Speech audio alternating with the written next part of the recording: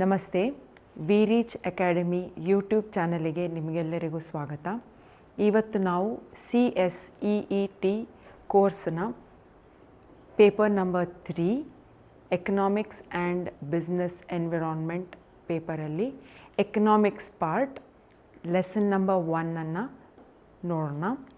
Lesson number 1 basics of demand and supply and forms of market competition.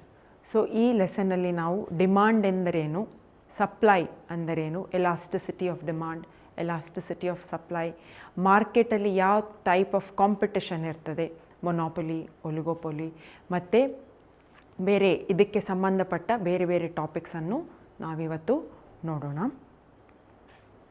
So meaning of demand. So ನಾವು demand ಅಂದ್ರೇನು, let us start with meaning of demand.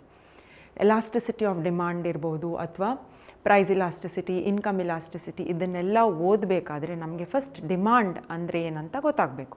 So let us see what demand is. Demand ಅಂದರೆ it is an economic principal.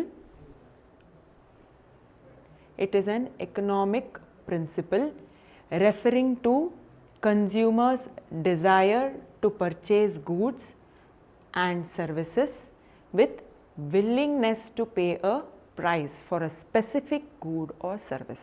Demand ಅಂದರೆ it is an economic principal.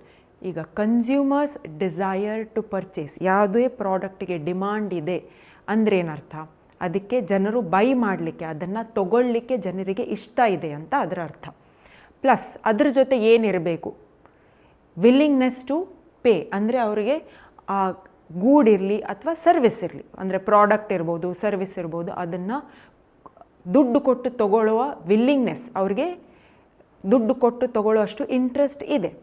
ಆವಾಗ ಎರಡೂ combination ಆದರೆ, ಅಂದರೆ they are desiring to buy the goods, ಅಂದರೆ buy ಮಾಡಬೇಕು ಅಂತ ಅವ್ರಿಗೆ ಇಷ್ಟ ಇದೆ, ಅದಕ್ಕೆ ಅವರು ದುಡ್ಡು ಕೊಟ್ಟು ಬೈ ಮಾಡಲಿಕ್ಕೆ ರೆಡಿ ಇದ್ದಾರೆ ಅಂದರೆ ಅದನ್ನು ನಾವು ಡಿಮಾಂಡ್ ಅಂತ ಕರಿತೇವೆ.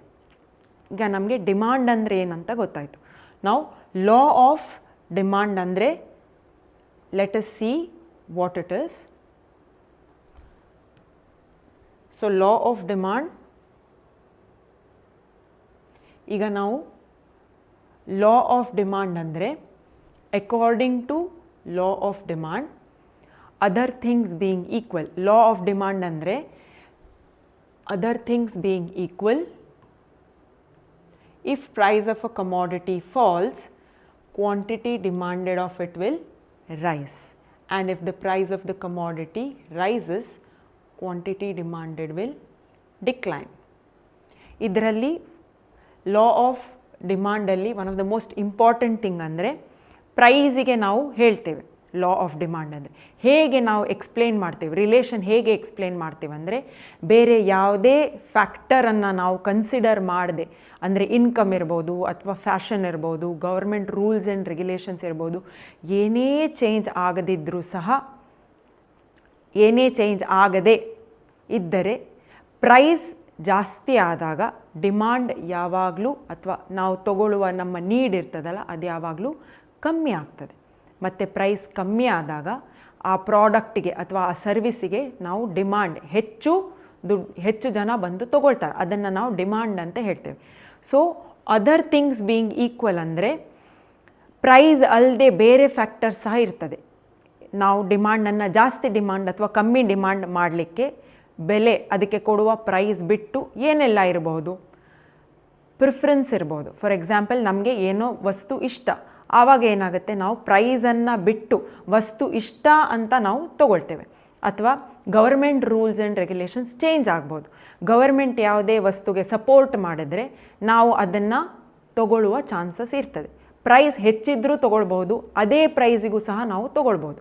So other things being equal ಅಂದರೆ ಈ ಎಲ್ಲ ಫ್ಯಾಕ್ಟರ್ ಇದೆಯಲ್ಲ, ಇದನ್ನು ಕನ್ಸಿಡರ್, ಯಾವುದೇ ಫ್ಯಾಕ್ಟರ್ ಏನೇ ಚೇಂಜ್ ಆಗದಿದ್ದರೆ ಪ್ರೈಸ್ ಹೆಚ್ಚಾದಾಗ ನಮ್ಮ ಕ್ವಾಂಟಿಟಿ, ನಾವು ಎಷ್ಟು ತೊಗೊಳ್ತೀವಿ ಅದು ಕಮ್ಮಿ ಆಗ್ತದೆ, ಮತ್ತು ಪ್ರೈಸ್ ಕಮ್ಮಿ ಆದಾಗ ನಾವು ಡಿಮಾಂಡನ್ನು ಜಾಸ್ತಿ ಮಾಡ್ತೇವೆ. That is law of demand. ಯಾಕಂದರೆ ಯಾವುದೇ ಇದರಲ್ಲಿ ಯಾವುದೇ ಫ್ಯಾಕ್ಟರನ್ನು ನಾವು ಕನ್ಸಿಡರ್ ಮಾಡುವಾಗ, ಅಂದರೆ ಡಿಮಾಂಡನ್ನು ಯಾವ ಬೇರೆ ಬೇರೆ ವಿಷಯದಲ್ಲಿ ಡಿಮಾಂಡ್ ಹೆಚ್ಚು ಕಮ್ಮಿ ಆಗೋ ಸಾಧ್ಯತೆ ಇರ್ತದೆ. ಆವಾಗ price is the first one. ಬೆಲೆ ಜಾಸ್ತಿ ಆದಾಗ ಅಥವಾ ಬೆಲೆ ಹೆಚ್ಚು ಕಮ್ಮಿ ಆದಾಗ ಡಿಮಾಂಡ್ ವೇರಿ ಆಗೋದು ಹೈ ಚಾನ್ಸಸ್, ಮೇಜರ್ ಫ್ಯಾಕ್ಟರ್ ಅಂತ ನಾವು ಹೇಳ್ತೇವೆ. ಹಾಗಾಗಿ ನಾವು ಲಾ ಆಫ್ ಡಿಮಾಂಡ್ ಅಂದರೆ demand of commodity X is based on, ಯಾವುದ್ರ ಮೇಲೆ ಅದು ಡಿಪೆಂಡ್ ಆಗಿದೆ, it is a function of price of X. ಅಂದರೆ ಪ್ರೈಸ್ ಹೇಗೆ ಹೆಚ್ಚು ಕಮ್ಮಿ ಆಗ್ತದೆ ಅದರ ಮೇಲೆ ಆಧಾರಿತವಾಗಿ ನಮ್ಮ ಡಿಮಾಂಡ್ ಚೇಂಜ್ ಆಗ್ತದೆ. So demand of commodity X is function of price of X. ನಾವಿಲ್ಲಿ ಕೊಟ್ಟಿರೋ ಎಕ್ಸಾಂಪಲ್ ನೋಡಿದ್ರೆ ಪ್ರೈಸ್ ಪರ್ ಕ್ಯಾನ್ 0 ರೂಪೀಸ್, ಅಂದರೆ ಏನೂ ತೊಗೊಳ್ಳದೇ ಇದ್ದರೆ 1600 ಕ್ವಾಂಟಿಟಿ ಡಿಮಾಂಡೆಡ್, ಅಂದರೆ 1600 ಯೂನಿಟ್ಸ್ ನಮಗೆ ಅವಶ್ಯಕತೆ ಇದೆ. ಹಾಗೆ ನೀವು 10, 20, 30, 40 ನೋಡ್ತಾ ಹೋದರೆ ಪ್ರೈಸ್ 80 ರೂಪೀಸ್ ತಲುಪಿದಾಗ ಕ್ವಾಂಟಿಟಿ ಡಿಮಾಂಡೆಡ್ ಇಸ್ 0. ಅಂದರೆ ಅದರ ಅರ್ಥ ಏನು, 80 ರೂಪೀಸ್ ನಾವು ಕೊಟ್ಟು ತೊಗೊಳ್ಬೇಕಾದ್ರೆ ನಮಗೆ ಅದರ ಅವಶ್ಯಕತೆ ಇಲ್ಲ. ಹಾಗೆ ನೀವು 40ಗೆ ನೋಡಿದ್ರೆ 800 ಯೂನಿಟ್ಸ್ ಇದೆ.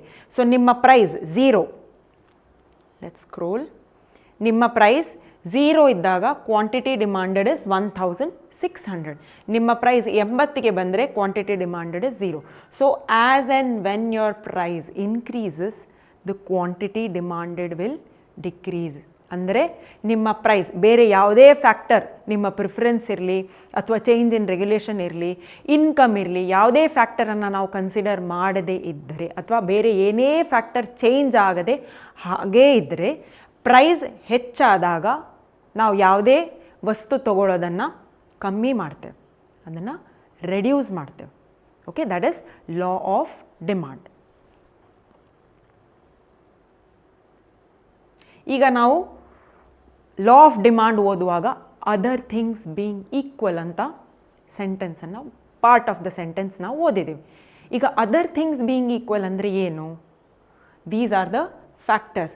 ಏನೇ ಚೇಂಜ್ ಆಗದಿದ್ದರೆ, ಬೇರೆ ಯಾವುದೇ ಫ್ಯಾಕ್ಟರ್ ಚೇಂಜ್ ಆಗದಿದ್ದರೆ ಪ್ರೈಸ್ ಜಾಸ್ತಿ ಆದಾಗ ಕ್ವಾಂಟಿಟಿ ಡಿಮಾಂಡೆಡ್ ಕಮ್ಮಿ ಆಗ್ತದೆ. ಹಾಗೆ ಪ್ರೈಸ್ ಕಮ್ಮಿ ಆದಾಗ ನಾವು ಕ್ವಾಂಟಿಟಿ ಡಿಮಾಂಡೆಡ್, ನಮಗೆ ಎಷ್ಟು ಡಿಮಾಂಡ್ ಇದೆ ಅದನ್ನು ನಾವು ಜಾಸ್ತಿ ತಗೊಳ್ಳುವ ಚಾನ್ಸಸ್ ಇರ್ತದೆ. ಈಗ ನಾವು ಅಸಂಪ್ಷನ್ ಅಂದರೆ ಏನು? ಅಸ್ಯೂಮ್ ಮಾಡೋದು, ಅಂದರೆ ಲಾ ಆಫ್ ಡಿಮಾಂಡ್ ವರ್ಕ್ ಆಗಬೇಕಾದ್ರೆ ಬೇರೆ ಏನೂ ಚೇಂಜ್ ಆಗಲ್ಲ ಅಂತ ನಾವು ಅಸ್ಯೂಮ್ ಮಾಡ್ತೇವೆ. ಓಕೆ, ನಾವನ್ನ ಅಂದ್ಕೊಳ್ಳೋದು, ಇದು ಏನೇ ಚೇಂಜ್ ಆಗದಿದ್ದರೆ ಪ್ರೈಸ್ ಹೆಚ್ಚಾದಾಗ ಡಿಮಾಂಡ್ ಕಮ್ಮಿ ಆಗ್ತದೆ, ಪ್ರೈಸ್ ಕಮ್ಮಿ ಆದಾಗ ಡಿಮಾಂಡ್ ಹೆಚ್ಚಾಗ್ತದೆ.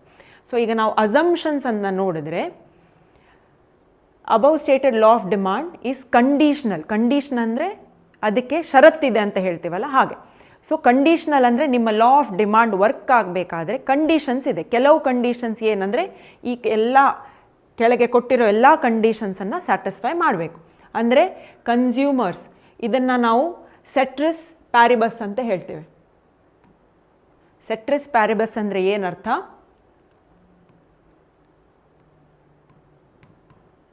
Other things being equal. Other things being equal ಅಂದರೆ ಅದರ್ ಥಿಂಗ್ಸ್ ಬೀಯಿಂಗ್ ಈಕ್ವಲ್ ಅಂದರೆ ಏನು? ಈ ಎಲ್ಲ ಫ್ಯಾಕ್ಟರಲ್ಲಿ ಏನೇ ಚೇಂಜ್ ಆಗದಿದ್ದರೆ ನಿಮ್ಮ ಲಾ ಆಫ್ ಡಿಮಾಂಡ್ ಕರೆಕ್ಟಾಗಿ, ನೀವು ಪ್ರೈಸ್ ಚೇಂಜ್ ಆದಾಗೆ ಹೆಚ್ಚು ಕಮ್ಮಿ, ಪ್ರೈಸ್ ಆದಾಗ ಡಿಮಾಂಡ್ ಸಹ ಹೆಚ್ಚು ಕಮ್ಮಿ ಆಗ್ತದೆ. ಸೊ ಈ assumptions, other things being equal ಅಂದರೆ ಏನು? ಈ ಅಸಂಪ್ಷನ್ಸನ್ನು ನಾವು let us see. First one, no change in consumer income. Consumer ಅಂದರೆ ಯಾರು ಗೂಡ್ಸ್ ಅಥವಾ ಸರ್ವಿಸನ್ನು ಕನ್ಸ್ಯೂಮ್ ಮಾಡ್ತಾರೆ, ಅಂದರೆ ತೊಗೊಳ್ತಾರೆ. ಸರ್ವಿಸ್ ತೊಗೊಳ್ಳೋರು ಅಥವಾ ಗೂಡ್ಸ್ ತೊಗೊಳ್ಳೋರು.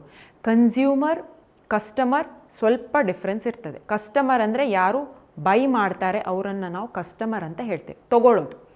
ಕನ್ಸ್ಯೂಮರ್ ಅಂದರೆ ಯಾರು ಅದನ್ನು ಯೂಸ್ ಮಾಡ್ತಾರೆ ಅವರನ್ನು ನಾವು ಕನ್ಸ್ಯೂಮರ್ ಅಂತ ಹೇಳ್ತೇವೆ. ಕಸ್ಟಮರ್, ಕನ್ಸ್ಯೂಮರ್ ಸೇಮ್ ಇರೋ ಸಾಧ್ಯತೆಗಳಿದೆ. ಫಾರ್ ಎಕ್ಸಾಂಪಲ್, ನನಗೆ ಪೆನ್ ಬೇಕು, ನಾನು ಪೆನ್ನನ್ನು ತೊಗೊಂಡೆ, 10 ರೂಪಾಯಿ ಕೊಟ್ಟು ಪೆನ್ನನ್ನು ತೊಗೊಂಡೆ. I am a customer. ನಾನು ಅದು ಪೆನ್ನನ್ನು ನಾನೇ ಯೂಸ್ ಮಾಡಿದ್ರೆ I am the one who is consuming it, ಅಂದರೆ ಪೆನ್ ನಾನೇ ಯೂಸ್ ಮಾಡ್ತಾ ಇದ್ದೇನೆ. ಸೊ ಆ ಕೇಸಲ್ಲಿ ಕಸ್ಟಮರ್ ಮತ್ತು ಕನ್ಸ್ಯೂಮರ್ ಒಬ್ಬರೇ ಆಗೋ ಚಾನ್ಸಸ್ ಇರ್ತದೆ. ಬೇರೆ ಬೇರೆ ಸಹ ಇರ್ಬೋದು. ಈಗ ನಾವು ಮಕ್ಕಳಿಗೆ ಏನಾದರೂ ತೊಗೊಂಡ್ರೆ ತೊಗೊಳ್ಳೋದು ಪೇರೆಂಟ್ಸ್ ಅಥವಾ ಗಾರ್ಡಿಯನ್ಸ್ ಅಥವಾ ಗಿಫ್ಟ್ ಕೊಡೋರು ಯಾರಾದರೂ, ಯೂಸ್ ಮಾಡೋರು ಮಕ್ಕಳು. ಸೊ ಕಸ್ಟಮರ್ ಬೇರೆ, ಕನ್ಸ್ಯೂಮರ್ ಬೇರೆ. ಸೊ ನಾವು ಈಗ ಕನ್ಸ್ಯೂಮರ್ಸ್ ಇನ್ಕಮ್ ಅಂದರೆ ಏನು? ಕನ್ಸ್ಯೂಮರ್ ಇನ್ಕಮ್ ಚೇಂಜ್ ಆದಾಗ ನಮ್ಮ ಡಿಮಾಂಡ್ ಹೆಚ್ಚು ಕಮ್ಮಿ ಆಗೋ ಚಾನ್ಸಸ್ ಇರ್ತದೆ. ಫಾರ್ ಎಕ್ಸಾಂಪಲ್, ಇನ್ಕಮ್, ಒಂದು ಫ್ಯಾಮಿಲಿಯ ಮನೆಯ ಇನ್ಕಮ್ 30,000 ಅಂತ ಅಂದ್ಕೊಂಡ್ರೆ ಆವಾಗ ಅವರು ಯಾವುದೇ ಒಂದು ಕ್ವಾಂಟಿಟಿ, ಫಾರ್ ಎಕ್ಸಾಂಪಲ್ ರೈಸ್, ಅವರು ಬಾಸ್ಮತಿ ರೈಸ್ ಇರ್ಬೋದು, ಸ್ವಲ್ಪ ಎಕ್ಸ್ಪೆನ್ಸಿವ್. ಆಗ ಅವ್ರು ಏನು ಮಾಡ್ತಾರೆ, 30,000 ಇನ್ಕಮ್ ಇದ್ದಾಗ ಅವರು ಬಾಸ್ಮತಿ ರೈಸಿಗೆ ಫಾರ್ ಎಕ್ಸಾಂಪಲ್ 70 ರೂಪೀಸ್ kg ಅಂತ ಅಂದ್ಕೊಳ್ಳುವ. ಆವಾಗ ಅವರು 1 ಕಿಲೋ ಪರ್ ಮಂತ್ ತರ್ತಾರೆ, ಏನಾದರೂ ವಿಶೇಷ ಆದರೆ ಪ್ರಿಪೇರ್ ಮಾಡಲಿಕ್ಕೆ. ಇವಾಗ ಅವರ ಕನ್ಸ್ಯೂಮರ್ ಇನ್ಕಮ್ ಹೆಚ್ಚಾಗಿದೆ, ಅಂದರೆ ಲೆಟ್ಸ್ ಅಸ್ಯೂಮ್ ಈಗ 30,000 ಇದ್ದಿದ್ದು ಹೋಗಿ 50,000 ಆಗಿದೆ. ಆವಾಗ ಅವ್ರು ಏನು ಮಾಡ್ತಾರೆ, ಇನ್ಕಮ್ 50,000 ಆಗಿದೆ, ಹಾಗೆ ನಾವು 1 kg ಬದಲಿಗೆ 2 kg ತೊಗೊಳ್ಬಹುದು ಬಾಸ್ಮತಿ ರೈಸ್. ಸೊ ಈಗೇನಾಯಿತು, price basmati rice 70 per kg, ಇವಾಗ ಸಹ 70 per kg. ಬಟ್ ಡಿಫ್ರೆನ್ಸ್ ಏನಂದರೆ ಇನ್ಕಮ್ 30,000ಇಂದ 50,000 ಆಗಿರೋದ್ರಿಂದ ಅವರು ಹೆಚ್ಚು ಪರ್ಚೇಸನ್ನು ಮಾಡ್ತಾ ಇದ್ದಾರೆ. So that is no change in consumers income. ಇಲ್ಲಿ ಅಸಂಪ್ಷನನ್ನು ಕೊಟ್ಟಿದ್ದಾರೆ, ಅಂದರೆ ಏನೇ ಚೇಂಜ್ ಇಲ್ಲದಿದ್ದರೆ ನಿಮ್ಮ ಪ್ರೈಸ್ ಮತ್ತು ಡಿಮಾಂಡಿಗೆ ವೇರಿಯೇಷನ್, ಇನ್ವರ್ಸ್ ರಿಲೇಷನ್ ಅಂತ ನಾವು ಹೇಳ್ತೀವಿ. ಅಂದರೆ ಒಂದು ಜಾಸ್ತಿ ಆಗಿ ಇನ್ನೊಂದು ಕಮ್ಮಿ ಆದರೆ ಅದಕ್ಕೆ ನಾವು ಇನ್ವರ್ಸ್ ರಿಲೇಷನ್ ಅಂತ ಹೇಳ್ತೇವೆ. ಸೊ ಅದರಲ್ಲಿ no change in consumers income ಅಂದರೆ ಇನ್ಕಮ್ ಯಾವುದೇ ಚೇಂಜ್ ಇಲ್ಲದಿದ್ದರೆ ಇನ್ವರ್ಸ್ ರಿಲೇಷನ್ ಇರ್ತದೆ. ಇವಾಗ ಇನ್ಕಮ್ ಚೇಂಜ್ ಆದರೆ ಇನ್ವರ್ಸ್ ರಿಲೇಷನ್ ಇಲ್ಲದೇ ಇರೋ ಚಾನ್ಸಸ್ ಇರ್ತದೆ. ಅಂದರೆ ಪ್ರೈಸ್ ಹೆಚ್ಚಾದರೂ ಸಹ ನಾವು ಹೆಚ್ಚು ಕನ್ಸ್ಯೂಮ್ ಮಾಡೋ ಚಾನ್ಸಸ್ ಇರ್ತದೆ, ಯಾಕಂದರೆ ನಮ್ಮ ಹತ್ರ ದುಡ್ಡಿದೆ, ಬೈ ಮಾಡೋ ಕೆಪಾಸಿಟಿ ಇದೆ. ಹಾಗೆ second, no change in consumers preference. Consumer preference ಅಂದರೆ ನಮ್ಮ ಚಾಯ್ಸ್ ಇರ್ಬೋದು ಅಥವಾ ನಮ್ಮ ಆಪ್ಷನ್ ಇರ್ಬೋದು. ನಮಗೆ ಏನಾದರೂ ಪ್ರಿಫರೆನ್ಸಸ್ ಅಂದರೆ based on certain let's say influence ಅಥವಾ advertisement or health consciousness. Preferences ಜನರ ಅವ್ರಿಗೆ ಏನು ಬೇಕು ಏನು ಬೇಡ ಅದು ಚೇಂಜ್ ಆಗ್ತಾ ಹೋಗ್ತದೆ. ಟ್ರೆಂಡ್ ಇರ್ಬೋದು, ಫ್ಯಾಷನ್ ಇರ್ಬೋದು ಅಥವಾ ಹೆಲ್ತ್ ಪ್ರಿಫರೆನ್ಸ್ ಇರ್ಬೋದು. ಸೊ ಕನ್ಸ್ಯೂಮರ್ ಪ್ರಿಫರೆನ್ಸಲ್ಲಿ ಚೇಂಜ್ ಆದಾಗ ಏನು ಚಾನ್ಸ್ ಇದೆ, ಫಾರ್ ಎಕ್ಸಾಂಪಲ್ ಮಿಸ್ಟರ್ ಎಕ್ಸ್ ಅನ್ನೋ ವ್ಯಕ್ತಿ ಪ್ರತಿ ತಿಂಗಳು 3 kg ಸಕ್ಕರೆಯನ್ನು ತೊಗೊಳ್ತಾರೆ ಮನೆ ಡೈಲಿ ಯೂಸಿಗೆ. ಈಗ ಅವರು ಸಕ್ಕರೆ ಬದಲಿಗೆ ಜಾಗರಿ ಅಂದರೆ ಬೆಲ್ಲಕ್ಕೆ ಶಿಫ್ಟ್ ಮಾಡಿದ್ರೆ ಆವಾಗ ಅವ್ರು ಏನು ಮಾಡ್ತಾರೆ, 3 kg ಸಕ್ಕರೆ ಬದಲಿಗೆ 3 kg ಬೆಲ್ಲವನ್ನು ಅವರು ತೊಗೊಳ್ತಾರೆ. ಸಕ್ಕರೆ ಬೆಲೆ ಹೆಚ್ಚು ಕಮ್ಮಿ ಆಗಲಿಲ್ಲ, ಆದರೆ ಬೆಲ್ಲದ ಪ್ರಿಫರೆನ್ಸ್ ಅವರಿಗೆ ಇದೆ. ಸಕ್ಕರೆ ಬದಲಿಗೆ ಬೆಲ್ಲ ಪರವಾಗಿಲ್ಲ ಅಂತ ಇರೋದ್ರಿಂದ ಅವರು ಸಕ್ಕರೆ ಅಷ್ಟೇ ಬೆಲೆ ಅಥವಾ ಬೆಲೆ ಹೆಚ್ಚಿದ್ರೂ ಸಹ ಬೆಲ್ಲ ತೊಗೊಂಡು ಅದನ್ನು ಯೂಸ್ ಮಾಡ್ತಾರೆ. That is change in consumer preferences. Next point, no change in fashion.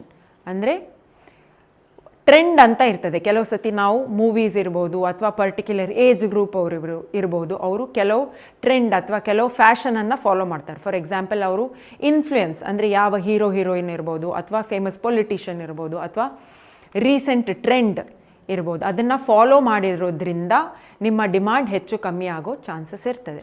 ಅದರ ಅರ್ಥ ಪ್ರೈಸ್ ವೇರಿಯೇಷನ್ ಅಲ್ಲ, ಪ್ರೈಸ್ ಹೆಚ್ಚಿರ್ಬೋದು, ಕಮ್ಮಿ ಇರ್ಬೋದು ಅಥವಾ ಸೇಮ್ ಸಹ ಇರ್ಬೋದು. ಆದರೆ ಅವರಿಗೆ ಬೇರೆ ಯಾರೋ ಇನ್ಫ್ಲುಯೆನ್ಸರ್ ಅದನ್ನು ಯೂಸ್ ಮಾಡ್ತಾ ಇದ್ದಾರೆ ಅನ್ನೋ ಕಾರಣಕ್ಕಾಗಿ, ಅಥವಾ ಇದು ಫ್ಯಾಷನ್ ಫ್ರೆಂಡ್ಸ್ ಯೂಸ್ ಮಾಡ್ತಾ ಇದ್ದಾರೆ ಅಥವಾ ಅದರಿಂದ ಒಳ್ಳೆ ಬೆನಿಫಿಟ್ ಇದೆ, ಹಾಗೆ ಹೊಸ ಟ್ರೆಂಡಲ್ಲಿದೆ ಅಂತ ಅವರು ಫಾಲೋ ಮಾಡಿದ್ರೆ it is change in fashion. So ಅದರಿಂದ ನಾವು ಪ್ರೈಸ್ ಕನ್ಸಿಡರ್ ಮಾಡದೇ ಇದ್ದರೂ ಸಹ ನಮ್ಮ ಡಿಮಾಂಡ್ ಚೇಂಜ್ ಹೆಚ್ಚು ಕಮ್ಮಿ ಆಗೋ ಚಾನ್ಸಸ್ ಇರ್ತದೆ. Next, no change in price of related goods. Related goods ಅಂದರೆ ನಿಮ್ಮ ಸಬ್ಸ್ಟಿಟ್ಯೂಟ್ ಇರ್ಬೋದು. ಇದರ ಬದಲಿಗೆ ಟೀ ಬದಲಿಗೆ ಕಾಫಿ, ಅದನ್ನು ನಾವು ಸಬ್ಸ್ಟಿಟ್ಯೂಟ್ ಅಂತ ಹೇಳ್ತೇವೆ. ಕಾಂಪ್ಲಿಮೆಂಟ್ರಿ ಗೂಡ್ಸ್ ಇರ್ಬೋದು, ಅಂದರೆ ಪೆನ್ ಮತ್ತು ರೀಫಿಲ್ ಅಂತ ಹೇಳ್ತೀವಲ್ಲ, ಒಂದರ ಜೊತೆ ಇನ್ನೊಂದು ಒಟ್ಟಿಗೆ ಯೂಸ್ ಮಾಡೋ ವಸ್ತು, ಅದನ್ನು ನಾವು ಕಾಂಪ್ಲಿಮೆಂಟ್ರಿ ಅಂತ ಹೇಳ್ತೇವೆ. ಕೆಲವು ಸತಿ ಸಬ್ಸ್ಟಿಟ್ಯೂಟ್ ಬೆಲೆ ಹೆಚ್ಚಾದರೆ, ಅಂದರೆ ಟೀ ಪ್ರೈಸ್ ಹೋಟೆಲಲ್ಲಿ ಜಾಸ್ತಿ ಆದರೆ ನಾವು ಟೀ ಕುಡಿಯೋ ಬದಲಿಗೆ ಕಾಫಿಯನ್ನು ಯೂಸ್ ಮಾಡ್ಬೋದು. ಹಾಗಂತ ಕಾಫಿ ಬೆಲೆ ಚೇಂಜ್ ಆಗಿದೆ ಅಂತ ಅದರ ಅರ್ಥ ಅಲ್ಲ. ರಿಲೇಟೆಡ್ ಗೂಡ್ಸ್, ಟೀ ಬೆಲೆ ಹೆಚ್ಚಾಗಿರೋದ್ರಿಂದ ನಾವು ಟೀ ಬದಲಿಗೆ ಕಾಫಿಯನ್ನು ತಗೊಂಡು ಯೂಸ್ ಮಾಡ್ತೀವಿ ಅಥವಾ ಕುಡಿತೇವೆ. ಸೊ ಅದನ್ನು ರಿಲೇಟೆಡ್ ಗೂಡ್ಸ್ ಚೇಂಜ್ ಆದರೆ, ಅದರ ಬೆಲೆ ಪ್ರೈಸ್ ಆಫ್ ರಿಲೇಟೆಡ್ ಗೂಡ್ಸ್ ಹೆಚ್ಚು ಕಮ್ಮಿ ಆದರೆ ಅದಕ್ಕೆ ನಾವು ಅಡ್ಜಸ್ಟ್ ಮಾಡಲಿಕ್ಕೆ ನಮ್ಮ ಡಿಮಾಂಡನ್ನು ಹೆಚ್ಚು ಕಮ್ಮಿ ಮಾಡೋ ಸಾಧ್ಯತೆ ಇರ್ತದೆ. Next, no expectation of future price changes or shortages. ಅಂದರೆ ಇದರ ಅರ್ಥ, ನಾವೀಗ ಯಾವುದೇ ವಸ್ತು ದಿನನಿತ್ಯ ಅಥವಾ ನಾವು ಯೂಸ್ ಮಾಡೋ ವಸ್ತು, ಅದಕ್ಕೆ ನಮಗೆ ಫ್ಯೂಚರ್ ಪ್ರೈಸ್ ಚೇಂಜ್ ಎಕ್ಸ್ಪೆಕ್ಟೇಷನ್. ಈಗ ಫಾರ್ ಎಕ್ಸಾಂಪಲ್ ನಾವು ಎವ್ರಿ ಮಂತ್ ಈರುಳ್ಳಿ ಪ್ರತಿ ತಿಂಗಳಿಗೆ ನಮಗೆ ಪ್ರತಿ ವೀಕ್ ನಮಗೆ 1 kg ಈರುಳ್ಳಿ ಬೇಕು. ಆವಾಗ ಏನಾಗುತ್ತೆ, ಕರೆಂಟ್ ಪ್ರೈಸ್ ಇವಾಗ ಈರುಳ್ಳಿಗೆ 30 ರೂಪಾಯಿ ಪರ್ kg. ಈಗ ನಾವು ಶಾಪಿಗೆ ಅಂಗಡಿಗೆ ಹೋದಾಗ ಶಾಪ್ ಓನರ್ ಏನು ಹೇಳ್ತಾರೆ, ಮೇಡಮ್ ಪ್ರೈಸ್ ಹೆಚ್ಚಾಗೋ ಚಾನ್ಸಸ್ ಇದೆ. ಆವಾಗ ಏನಾಗುತ್ತೆ, ನಾವು ಈರುಳ್ಳಿ ಹಾಳಾಗಲ್ಲ ಅಂದರೆ ಸ್ವಲ್ಪ ದಿನ ಇಡ್ಬೋದು ಬೈ ಮಾಡಿ. So what do we do, expectation of change in future prices ಅಂದರೆ ನೆಕ್ಸ್ಟ್ ವೀಕ್ ಬೆಲೆ ಹೆಚ್ಚಾಗೋ ಚಾನ್ಸ್ ಇದೆ ಅಥವಾ ಈರುಳ್ಳಿ ಸಪ್ಲೈ ಕಮ್ಮಿ ಆಗೋ ಚಾನ್ಸಸ್ ಇದೆ. ಅದಕ್ಕಾಗಿ ನಾವು ಕರೆಂಟ್ ಪ್ರೈಸಲ್ಲೇ ನಾವು ಜಾಸ್ತಿ ಕ್ವಾಂಟಿಟಿಯನ್ನು ಬೈ ಮಾಡೋ ಚಾನ್ಸಸ್ ಇರ್ತದೆ. ಈಗ 30 ರೂಪಾಯಿ ಪರ್ kg ಇದೆ, 60 ಹೋಗೋ ಚಾನ್ಸ್ ಇದೆ ಅಂದರೆ ನಾವು 30 ರೂಪಾಯಿಗೇ ಪ್ರತಿ ವೀಕ್ 1 kg ತೊಗೊಳ್ಳೋದಾದರೆ ಇವಾಗ ನಾವು 2 kg ಅಥವಾ 2.5 kg ಬೈ ಮಾಡೋ ಚಾನ್ಸಸ್ ಇರ್ತದೆ. ಕೆಲವೊಂದು ಸತಿ ನಾವು ಪ್ರೈಸ್ ಹೆಚ್ಚಾದರೂ ಸಹ ಬೈ ಮಾಡ್ತೇವೆ, 40 ಆದರೂ ನಾವು ಬೈ ಮಾಡ್ಬೋದು. ಯಾಕಂದರೆ 60 ಪೇ ಮಾಡೋದಕ್ಕಿಂತ ನಾವು 40 ತೊಗೊಂಡು ಬೈ ಮಾಡಿದ್ರೆ ನಮಗೆ ಅದರಲ್ಲಿಯೂ ಸಹ 20 ರೂಪಾಯಿ ಕಮ್ಮಿ ಕೊಟ್ಟು ತೊಗೊಂಡ ಹಾಗೆ ಆಗ್ತದೆ. ಸೊ ನಾವು ಈ ರೀಸನಿಂದ ನಾವು ಡಿಮಾಂಡ್ ಪರ್ಟಿಕ್ಯುಲರ್ ಕಮಾಡಿಟಿಗೆ ಹೆಚ್ಚು ಕಮ್ಮಿ ಆಗೋ ಚಾನ್ಸಸ್ ಇರ್ತದೆ.